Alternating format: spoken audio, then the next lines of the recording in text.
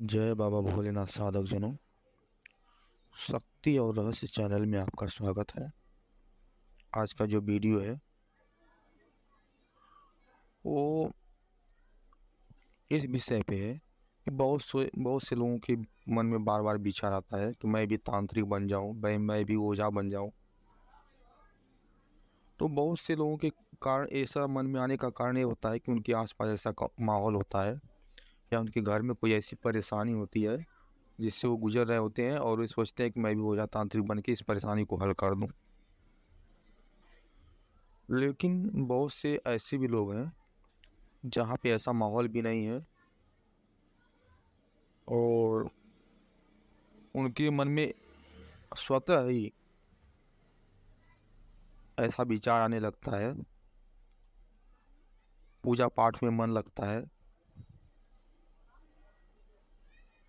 तो ऐसा क्यों होता है, इसी के बारे में वीडियो है।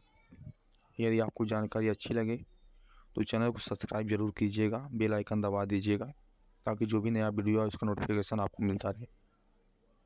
तो चलिए जो है वीडियो शुरू करते हैं। हमने जो पहले बताया है, ये सब बात न होते हुए भी यदि आपके मन में बार बार विचार हो रहा है कि मैं भी तांत्रिक ओझा बन जाऊं या भक्ति में बहुत ज़्यादा मन लग रहा है, तो इसका एक बहुत बड़ा कारण होता है। और वो कारण ये होता है, आपके कुल खानदान में 2 4 पीढ़ी 5 पीढ़ी पहले या इससे पहले ही कोई न कोई तांत्रिक ओझा रहे होंगे जिनके द्वारा पूजित देवी देवता या कोई अन्य शक्ति आपके मन में बार बार ये विचार उत्पन्न कर रही होती है। आप अक्सर देखेंगे जिनकी पीढ़ी में कोई दादा बाबा आजा किसी देवी भगवती को पूजे रहे होंगे, सुगैती उजैती करते रहे होंगे, उनके खानदान में 1 2 पीढ़ी 3 पीढ़ी बाद भी कोई न कोई ऐसा निकल जाता है। ऐसा इसलिए होता है क्योंकि आपके ही खानदान की किसी न किसी शक्ति के द्वारा मन में आपके विचार ले आया जाता है। इसका एक बहुत बड़ा कारण होता है सेवादारी मुर्दा या कोई आपके खानदान के गुनिया जो मर चुके हैं, किसी कारण से उनको मुक्ति नहीं मिली, किसी कारण से मोह माया में फंसे रह गए या उनके जीवित अवस्था में उनसे कोई गलती ऐसी हुई जिसके कारण से वो इसी बंधन में बंधे रह गए।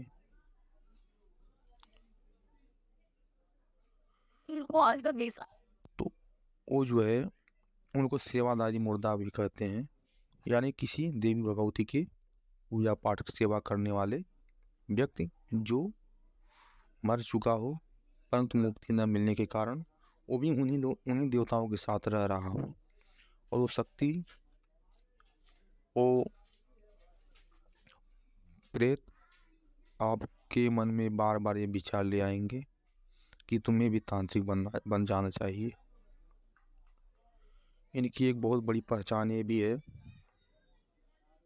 यदि ये चीज़ें हैं आपके घर में, उनका प्रभाव है आपके ऊपर, तो कहीं भी पचरा वगैरह जो चलता है उसको सुनते ही आपके रोंगटे बहुत तेज़ी से खड़े हो जाएंगे, आपके शरीर में एक अलग तरह से ऊर्जा महसूस होने लगेगी। किसी मंदिर वगैरह में जाएंगे तो आपके शरीर, आपके रोंगटे में ऐसा लगेगा तुरंत कि जो है कहीं न कहीं से वाइब्रेशन जुड़ रही है। कोई मंत्र वगैरह माला जाप वगैरह करते हैं तो थोड़ा सा ही जो ही माला आप चलाएंगे ऐसा लगेगा कि कितना एनर्जी हमसे जुड़ जा रही है। ये बिल्कुल आजमाया हुआ चीज़ है, बिल्कुल प्रमाणित बात बता रहे हैं आपसे। मतलब जो चीज़ किसी अन्य के द्वारा बहुत बहुत लंबे समय तक पूजा पाठ तब जब करने के बाद भी नहीं मिल रही होंगी, वो चीज़ आपको थोड़े से ही पूजा पाठ तब जब से मिल जाएंगी। किसी न किसी देवी देवता का सवारी आना थोड़े से ही प्रयास में शुरू हो जाएगा। तो समझ लीजिए कि आपके खानदान में कोई न कोई ऐसा व्यक्ति था जो इन सब शक्तियों को पूजा रहा होगा। इसी संबंधित एक घटना है जो आपको बता दे रहे हैं। एक व्यक्ति थे, उनके घर में लोग बहुत परेशान थे, दिखा दिखा के हार गए थे। आसपास के एरिया में कोई ऐसा ओझा तांत्रिक नहीं था, 10-20-50 किलोमीटर के एरिया में, जहाँ पे ओझा दिखाया ना हो, और कोई उसका हल ही नहीं निकल रहा था। परेशान हो गए थे। वो हमारी जानकार में व्यक्ति हैं, मतलब हमारे रिलेशन में पढ़ते हैं, बहुत ही मतलब क्लोज है हम लोग। तो इसी तरह से वो परेशान थे। तो किसी गांव में डी बन रहे थे। डी बनने का मतलब जानते होंगे आप लोग, तो ग्रामीण क्षेत्रों में डी बाबा होते हैं, उन्हीं को बैठाया जा रहा था। तो किसी ने बताया कि फला जगह डी बन रहे हैं, वहाँ पे जाओ। अच्छे जानकार वहाँ पे आए हुए हैं, गोला वगैरह भी भांग देते हैं वो लोग। वो बेचारे गए वहाँ पे। तो अब गांव वाले जो है विरोध करते हैं इस चीज़ का कि कोई जब किसी गांव में डी वगैरह बना जाता है तो किसी बाहरी व्यक्ति को मिलने से जो है रोका जाता है। तो जो मेन उसमें से ओझा था, उससे उन्होंने बात किया और उन्होंने कहा कि किसी बहाने से आइए आप, जो है थोड़ा सा हमें जानकारी लेना है, जो भी आपका खर्चा वगैरह होगा हम दे देंगे। वो मान गया। तो चौराहे वगैरह पे आने के बहाने वो आया, उनके घर पे गया। उसमें उन्होंने बड़ी राज की बात बताई, इतनी बातें बताई कि एकदम ये लोग उस चीज़ का अनुभव करते थे कि हाँ ये घटनाएं होती हैं घर में। तो उसने बताया कि 6-7 पीढ़ी पहले आपके खानदान में एक तांत्रिक थे, बहुत पहुँचे हुए तांत्रिक थे, और किसी कारण से वो उनकी मृत्यु हो गई, अकाल मृत्यु, यानी कि अपने समय से वो नहीं मरे। और वो भी देवी देवताओं के साथ चलते हैं। इसीलिए आपके घर में जो उनके द्वारा पूजित देवी देवता वो भी खेलते हैं और वो भी खेलते हैं। यही बात एक जगह और भी किसी ने बताया, सेम सेम बात। इस तरह से जो है उनको इस चीज़ की जानकारी हुई।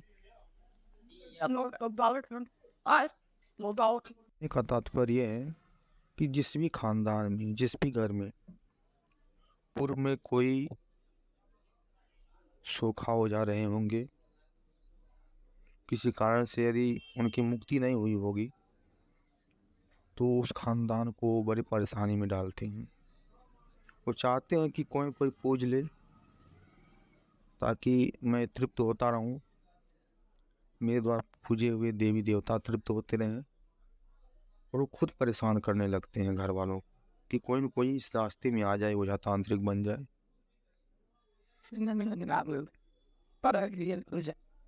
तो ये सब होता है जिनके घर में सेवादारी मुर्दा होते हैं, गुनिया तांत्रिक होते हैं पूर्व में, किसी कारण से जिनकी मुक्ति नहीं होती है। यदि आपको जानकारी अच्छी लगी हो तो चैनल को सब्सक्राइब कीजिएगा ज़रूर, बेल आइकन दबा दीजिएगा ताकि जो भी नया वीडियो है उसका नोटिफिकेशन आपको मिलता रहे। धन्यवाद।